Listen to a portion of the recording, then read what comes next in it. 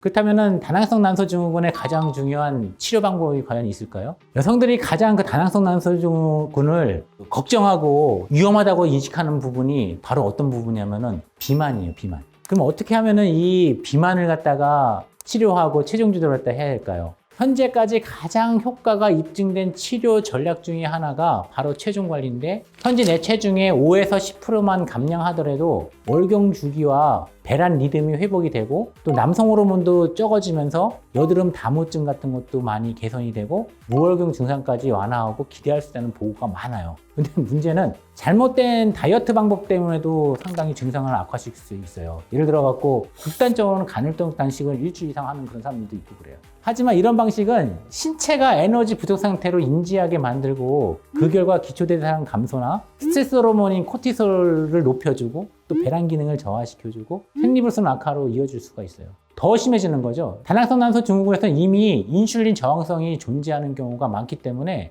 불규칙한 식사도 별로 좋지가 않아요. 또 과도한 단식도 인슐린 그 저항성을 더 크게 만들 수가 있어요. 그래서 호르몬 교란을 갖다가 더 증폭시키는 거죠. 따라서 식단은 무조건 적게 먹기가 아니라 혈당을 안정시켜주는 범위 내에서 지속 가능한 감량이 가장 핵심이에요.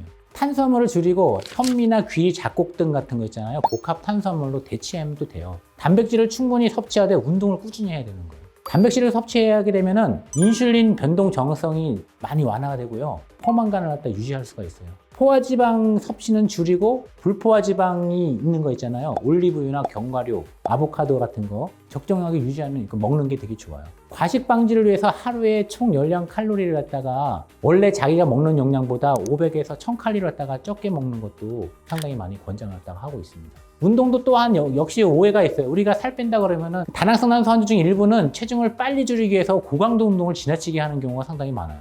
또 시간도 뭐 40분, 1시간 정도면 끝내야 되는데 뭐 4시간, 5시간, 6시간 이러면 다 몸이 또 망가지는 거예요. 이렇게 과도하게 운동을 너무 심하게 하게 되면 신체 스트레스를 더 높이고 코티솔 수치를 더 증가시켜요. 그러면 복부 지방이 빠지는 게 오히려 증가되고 배란도 안 되고 생리를 했다가 불순을 더 악화시킬 수 있는 거죠. 다낭성 난소 증후군 가진 분들에게 제가 추천하는 운동은 슬로우 조깅인데요. 여러분들 슬로우 조깅에 대해서 많이들 들어봤을 거예요. 자, 한번 해볼까요? 슬로우 조깅이라는 거는 간단한 거예요. 우리가 걷는 것보다는 약간 빠르게 해서 천천히 이렇게 뛰는 거예요. 이렇게 뛰면서 옆 사람하고 얘기할 수 있는 정도, 숨차지 않고 얘기할 수 있는 정도로 이렇게 살짝 걸으면서 뛰는 이런 게 바로 슬로우 조깅이라고 보통 보시면 돼요.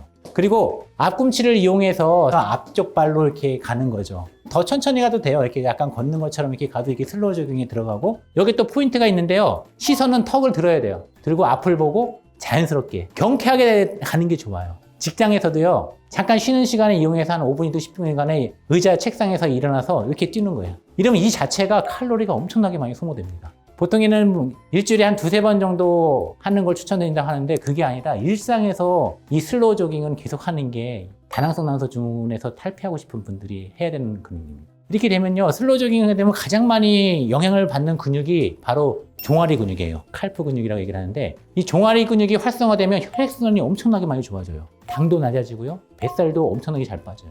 여러분들 운동이 할 때 시간이 없어서 얘기하시는 분들은 꼭 이 슬로우 조깅을 추천드립니다. 그리고 좋은 결과 있기를 바라도록 하겠습니다. 다낭성 난소 증후군에 도움되는 영양제 추천해 주실 수 있나요? 가장 많이 이제 추천되는 그 영양제가 이노시톨이에요. 이노시톨은 인슐린 저항성을 개선시킬 목적으로 우리가 먹는 영양제예요. 배란과 생리주기에 상당히 많이 안정을 주고 있고요. 또 남성 호르몬 수치가 올라가는 걸 막아줄 수가 있어요. 그래서 이노시톨은 꼭 드셔야 된다, 이렇게 알고 계시면 되고요. 두 번째로는 이제 오메가3입니다. 오메가3. 오메가3 역시도 비만에 관련되어 있는 그런 영양제예요. 이 오메가3는 몸의 염증을 낮추는 기능을 하니까 남성 호르몬 때문에 피부에 뭐가 생긴 것들을 많이 이제 억제해 줄 수 있고요. 이것은 이제 중성지방이나 인슐린의 그 민감도를 갖다 많이 개선시켜 주기 때문에, 특히 이제 다낭성 난소 증후군이 있는데 고지혈증에서 중성지방이 높다 그러면 오메가3는 꼭 드셔야 되는 것 같아요, 영양제가. 또 세 번째는 비타민 D. 비타민 D는 거의 만병통치약 영양제 같아요. 비타민 D가 떨어지게 되면 뼈가 일단 약하게 되고, 또 이 뇌에서 분비되는 세로토닌이 감소가 되면서 되게 불안하고 우울증 같은 게 시달릴 가능성이 상당히 높아져요.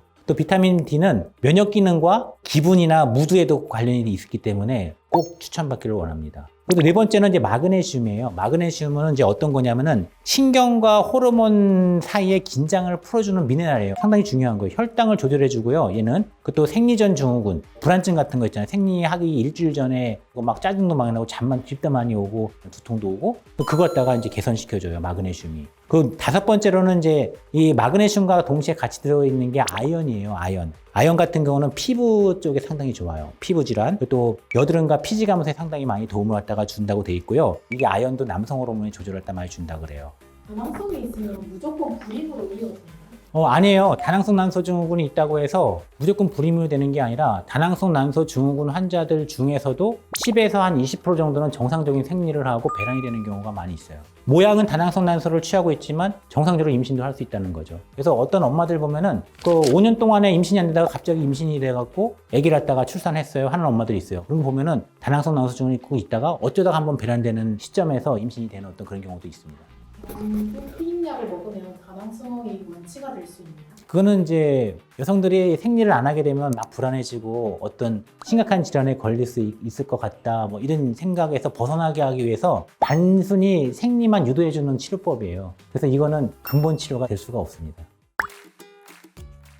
다낭성 난소 증후군에 대해서 무서운 점만 제가 말씀드린 것 같아요. 다행히도 생활 습관을 바로잡고 필요한 치료를 갖다가 병행한다면 충분히 개선될 수 있는 질환이라는 거 이번 시간에 꼭 말씀을 드립니다. 새해 다짐했던 것처럼 건강한 몸을 만들기 위해서 오늘부터 관리 열심히 한번 해보시죠.